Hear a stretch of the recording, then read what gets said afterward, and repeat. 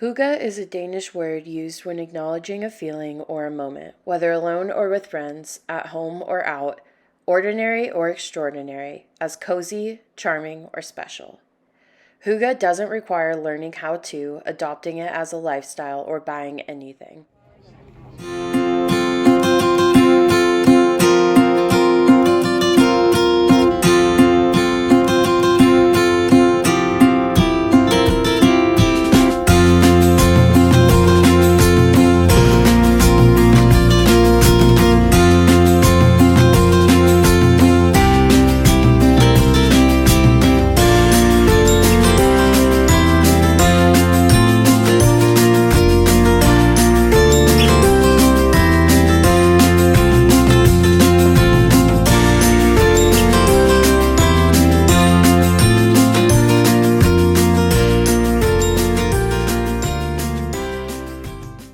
Well, hey there, neighbors.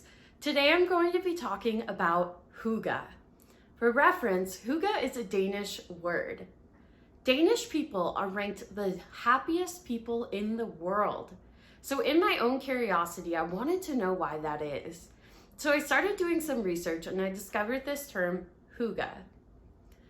The term doesn't have a direct translation in English, but it is rooted in a Danish word derived from well-being. So that gives you kind of an idea, but it goes a little bit deeper than that. It's about a coziness of the soul. It's about creating an ambiance, both externally and internally. It's about enjoying the simplicity of life, the small joys, finding satisfaction in little things like a warm cup of tea or a candlelit. Interestingly enough, 85% of Danish people actually associate the word Hygge with candlelight. So I like to think about like lighting a candle in your soul, right? Coming into yourself and finding that peace and that comfort that we all need so much, especially in these days. What I want to talk about today is more than just Hygge, but making that something that we can practice within our own selves, that we can come into ourselves and find Hygge in our day-to-day lives, while we're working, while we're stressed out, that we can come in and find that peace and that comfort within our own selves. So how do we practice Hygge in our daily lives? Well, it can start externally. So whether you work in an office or at home, regardless of where your workspace is, you can make that just a little bit more peaceful for yourself. So I work from home and I found that I put these regimens in place for myself, and I'm like, you have to sit down at this desk and you must stay in your office all day and be all hunched up and stressed out and sitting in proper position. And I realized that I don't actually have to do that I can light a candle and work on my couch. Now I know a lot of the productivity YouTube videos tell you not to do that, but honestly, like, I've got to figure out how to be comfortable and happy in my work life, because I know I'm going to be more successful if I do that. It's not just about happiness. It's about like longevity of your hustle. And I believe that you can hustle while drinking a cup of tea and cuddling up on your couch. For me, I found a lot of peace in just moving around. I have a really small little house and it's just enough for me. It's 600 square feet, but I do have separate living corridors. Prior to this, I lived in a tiny little studio apartment and I was going crazy living. It felt like I lived in a shoebox. It was 250 square feet and it was just a box. So my bed, my kitchen, my office, it was all right crammed into the same room. I discovered that by moving into this new home that I live in now, it's nothing fancy, but it's exactly what I need. And I've found so much peace in accepting that I don't need a big house or anything super fancy. What I enjoy about having separate living areas though is I can work in my kitchen or my living room. I can work in my office or even sometimes my bed if I'm really feeling lazy that day. So by moving around and giving myself that emotional permission to have peace, to have comfort, and to find my flow in whatever that means for me that day. So if you work in an office, I would encourage you to get a little salt lamp.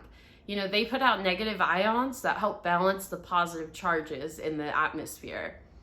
And the positive charges tend to come from things like computer screens. So if you can get a nice warm light salt lamp, that can kind of help balance some of those ions and just create a better atmosphere for you. Now, I know you can't light a candle in the office, but you can get a candle warmer as long as your coworkers are okay with that. Have something good to smell. I love like lighting a candle and just enjoying that scent. Aromatherapy is a very real thing, so don't be afraid to tap into that. Don't be afraid to bring a blanket to work. For me, I mean, like I said, I work from home, so I always have my blankie and like something nice to sip on, whatever that is, just something flavorful, usually highly caffeinated, and just those little things that bring you joy. But let's talk about more than that. So we can create those external circumstances, and that's great, but we can't always have that. For example, when I'm traveling, that's just not really accessible for me. So I have to figure out how to find that within myself. Now, when I come into myself, sometimes I just find a really chaotic place. Like, picture a tornado that just like mulled through a house. Like, that is how I feel inside of my own head. So what I've been working on doing is creating an internal atmosphere that is Hygge. That's comfy, warm socks and a nice, warm lit candle, a cup of tea, and if you're like me, the ginger cookies from Trader Joe's. Talk about Hoo-Gah. I love them. So I try to find that within my own soul and create a place that I can come into and find that and evoke those feelings of comfort and coziness. I love the term coziness of the soul. And that, ladies and gentlemen, is exactly what Hygge is. So I would encourage you to think about, how can I create Hygge in my own home, in my own office, but most importantly, within my own soul. When I think about creating Hygge in my own soul, I think about peace, and I think about less resistance. We talked in a couple of videos ago about not resisting life, about accepting life. That's a really great first step to creating Hygge in your own mind.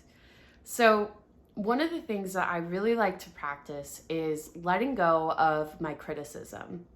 My own criticism and perfectionism makes me at war with myself because nothing is ever good enough, right? Nothing can ever be satisfactory unless it's perfect, and that will never be the case. So the sooner and the more effectively I can let that go, the more chance I have at creating Hygge in my own soul. So you have to stop being your own worst enemy. That's the first thing. You've got to stop being at war with yourself. And that means getting on the same table, on the same side of the table as yourself. Becoming your own best friend. This is so important. For me, I search for validation from other people, my manager, my friends, my parents. I love it. And that's such a destructive habit because it's my responsibility to validate myself. When I know that I'm doing my best and trying my hardest and always looking for ways to improve, that has to be enough for me. And this is something that I'm still working on. I think this is probably going to be something that I have to practice for the rest of my life.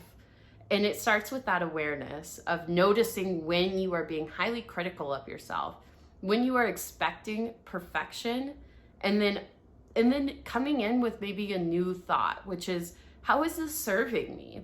It's not serving you well. It's just making you miserable, or at least in my case it is. So I think about, how can I let that go and have peace with myself? I don't want to be at war with me. I already have enough conflict and chaos in my life that I don't need to make that any harder on myself.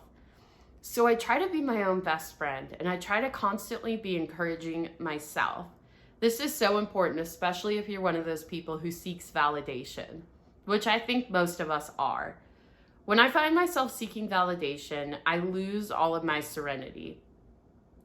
When I can validate myself, then that is how I can find Hygge. And when you validate yourself, it is simply saying that my best is enough. Now, if you're not doing your best every day, then come alongside of you and figure out why that is. Think about some ways that you could be your full self, your best self, and then implement them. But make sure that you're always encouraging yourself, because I'm highly critical. I'm highly critical of myself, and as a result, I become critical of others. Not that I would ever want to be that way. A lot of this is very subtle and hard to pick up on, but I would encourage you to think about, how can I be my own best friend, and how can I make myself less miserable? When you stop that perfectionism and that constant criticism, you are well on your way to finding Hygge within your own soul. The next thing that I like to do is practice an internal meditation. We oftentimes think in order to meditate that we have to sit down for 20 minutes in a quiet room and think about nothing. But I like to practice meditation in my day-to-day lives. Even when I'm on the phone with a stressful client, I like to practice meditation. Now, this is transformative for folks who know the importance of meditation, but just can't seem to get a grip on how to actually do that. When I say meditation, I mean being fully present and engaged in whatever that activity is. Now, if it's a Saturday morning and you're baking chocolate chip pumpkin bread like I was, be fully engaged in that. Use your senses, enjoy that experience. When you're on a stressful phone call with a client, be fully engaged in that. Truly listen, truly be present, and be thinking about, how can I be completely in tune with what is going on right now in this moment? And take a couple deep breaths, right? Get some perspective. Recognize that this really is not as serious as it seems. I always have to remind myself of that, because I will find myself taking my job, my life so seriously. And when you just get a little bit of perspective and learn to laugh at your mistakes, learn to laugh at maybe a stressful client or whatever the situation is, then you can find that peace within yourself. So I hope that this inspired you to find your Hygge externally and internally. Please comment down below, have you heard of Hygge? If not, how do you plan on implementing it into your professional and your personal life? I hope this encouraged you, inspired you, and made you feel just a little bit more at peace today.